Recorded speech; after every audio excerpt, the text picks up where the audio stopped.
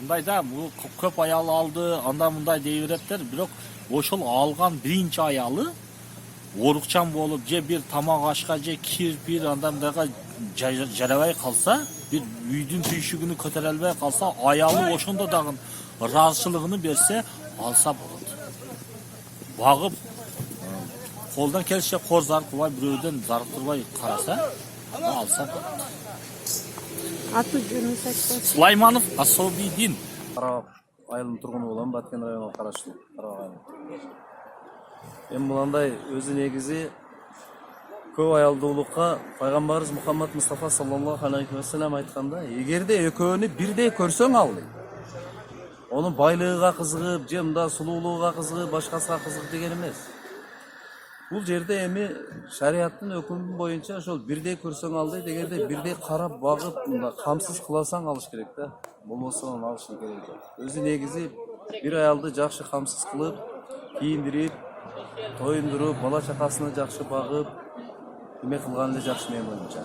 Кымбек Биймет, Кайсы эмен тургуну район шаардын? Карабак айылынын тургуну. Көп аялдуулукка кандай карайсыз? Көп аялдуулукка каршымын. Не себептен?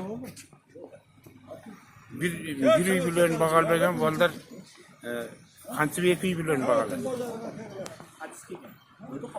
Бир үй бүлөнү жалчытпайт.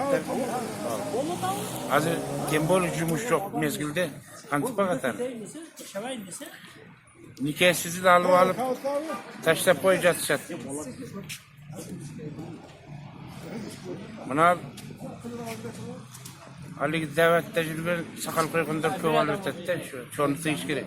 Сакал сандарды тыйыш керек баарда. Башка карапайым адамдар албайт аны. Экиден, үчтен. Көп аял алганга эч кандай эч ким азыркы неме боюнча карай албайт. Мен эч кимге дабарга бере албайм. Кандай болсо дагы. Себеби биринчи аялдын балдары бар, аялы бар алгачкы алган. Бирок баары бир наразы болот да. Ошого. Айтыңыз. Мен Баткен шаарынын тургуну, Тажыбаева Батма. Көп аял алгандарга мен каршымын. Мисалы мен бир аял менен жашаган жакшы, бала чакасы бар, кыздары бар, келин-кесеги бар. Эми бар бир аял менен жетпейт ден алганга. Бир аял менен жашаганга жакшы да эми. Көп аял да эми. Бир нарыңды жарты кылган болбойт да. Бүтүн жеген жакшы. Мен шол дейм. Если азыркы эркектер бир аялды жакшылап бага албайт, если бага алсалар ала берсин, мен каршылыгым жок. Бирок бир аялды гана азыркы эркектер араң багышат. Всё, көммөк эмесмин. Всё. Сиз эгер күйөөңүз эки аял алам десе, сиздин үстүңүзгө дагы бир аял алам десе, эмне кылат элеңиз? Билбейм, убакыт көрсөтөт.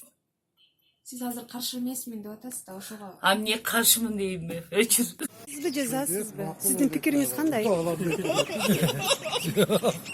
билбейм, ал жерде шинигим жок. Түшүнүгүм жок. Жок, эркектер азыр бир эле аял менен жашаган жакшы, же эки аял алганга? Реал мен жашаган жакшы.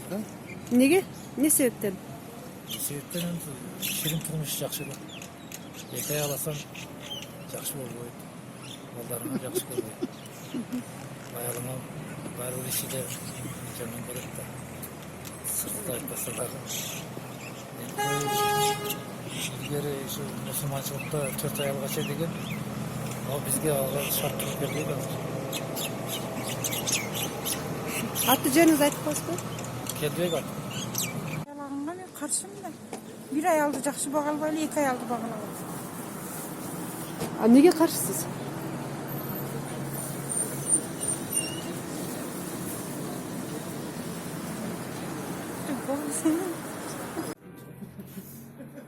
Ошоло каршы болушум керек.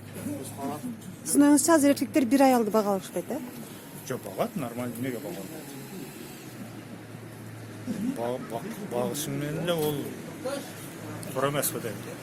Аты жөнүңүздү айтып коесузбу? Бегматов Абдрахман.